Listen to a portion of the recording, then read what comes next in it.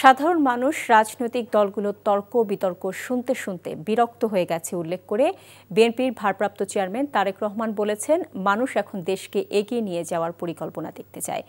মানুষের পক্ষে দেশ করার যুদ্ধে নামার আহ্বান জানিয়ে তিনি বলেন, সবাই সজাগ না হলে বিপদ নেমে আসবে। একমাত্র বিএনপির কাছে দেশ পরিচালনার পরিকল্পনা রয়েছে বলেও তিনি জানান। হাসান মাহমুদের রিপোর্ট। রাজধানীর কৃষিবিদ ইনস্টিটিউশন মিলনায়তনে চলমান বিএনপির দেশ গড়া পরিকল্পনা কর্মসূচির চতুর্থ দিনে অংশ নিয়েছে কৃষক দল ও যুবদল। লন্ডন থেকে ভার্চুয়ালি যুক্ত হয়ে বিএনপির ভারপ্রাপ্ত চেয়ারম্যান তারেক রহমান বলেন, মানুষ এখন আর রাজনীতিবিদদের তর্ক বিতর্ক ও কথা শুনতে চায় না।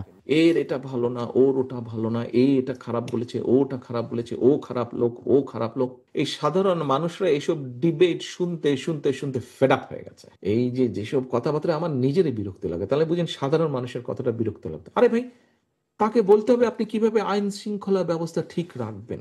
মানুষ একদম ক্লিয়ার রাস্তা দেখতেছে। ওকে, তুমি রাজনৈতিক দল, তুমি নিজেকে ডিমান্ড করছো তুমি বাংলাদেশের জনপ্রিয় দল, তুমি নিজেকে ডিমান্ড করছো তুমি সবচেয়ে বড় দল, তাহলে বলো তুমি আমার জন্য কি করবে, তোমাকে যদি আমি সুযোগ দেই। নারীদের স্বাবলম্বী করা, 5 বছরে 25 কোটি গাছ লাগানো, কর্মসংস্থান, প্রাথমিক শিক্ষার উন্নয়ন, কৃষির মেরুদণ্ড শক্তিশালীকরণ, যে কোনো মূল্যে খাল খনন কর্মসূচি চালু করা, রপ্তানি বৃদ্ধি সহ বেশ কিছু পরিকল্পনার কথা জানান তারেক রহমান। বলেন, সেজন্য দরকার ধানের শীষে ভোট। এবার শুধু পারবো বললে হবে না সহকর্মীবৃন্দ, করতে হবে, কাজটি করতে হবে, এর কোনো বিকল্প নেই। আদারওয়াইজ এই দেশ এবং জাতি ধ্বংস হয়ে যাবে আমরা যদি সজাগ না হই। ধানের শীষকে জিতাতে হবে, এর কোনো বিকল্প নাই।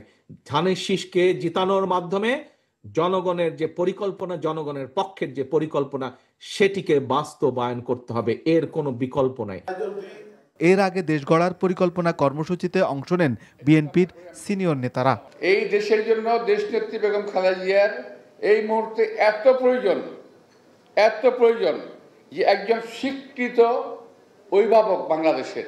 31 দফা সংস্কার ও দেশ গড়ার পরিকল্পনা বাস্তবায়নে জনগণকে সম্পৃক্ত করার আহ্বান জানান বক্তারা। Hasan Mahmud, NTV news, Dhaka.